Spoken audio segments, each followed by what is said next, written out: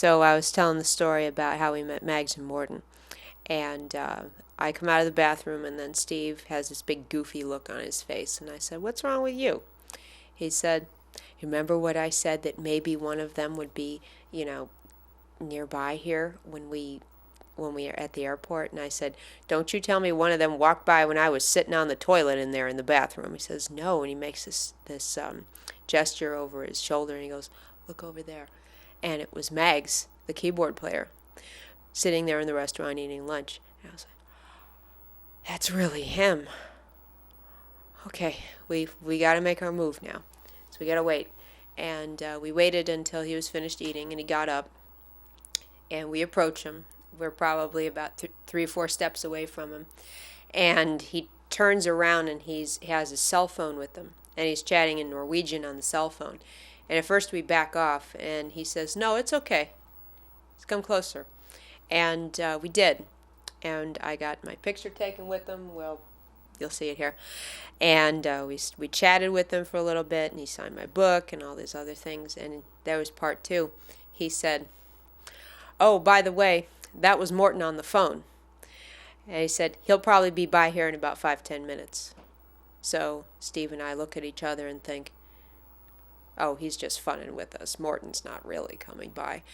But we waited by the security partition, and we see Morton is going through security. I was so excited. I cannot begin to tell you. My heart was beating like a rabbit. But we hang back, and I'm not going to make a fool out of myself. I'm not. Just because, it's not often that you encounter Morton, the man of your dreams right here. So we wait. He comes out, walks into a bookstore, and he's with this woman who I recognized from the tabloids and things as being one of his handlers and also his quote-unquote girlfriend. I could just scratch her eyes out. And I think it went on screensaver. Right. But I'm sorry. And so we hang back. We don't want to make a big scene here. And he comes out of the bookstore, walks right by. He's probably about an arm's length away from me. He doesn't look in our direction, and we say, could we? But he doesn't look our way. But that woman looks at us and says, "No, I'm sorry, we can't. We're late." So we're all disappointed. Oh, okay. So, hanging our heads in shame. So sad. And I had my back turned.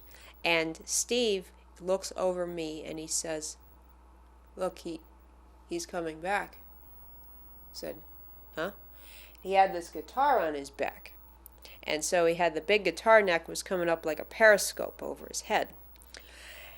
I look and I said, "Oh, yes, that is him." And he comes right up to me.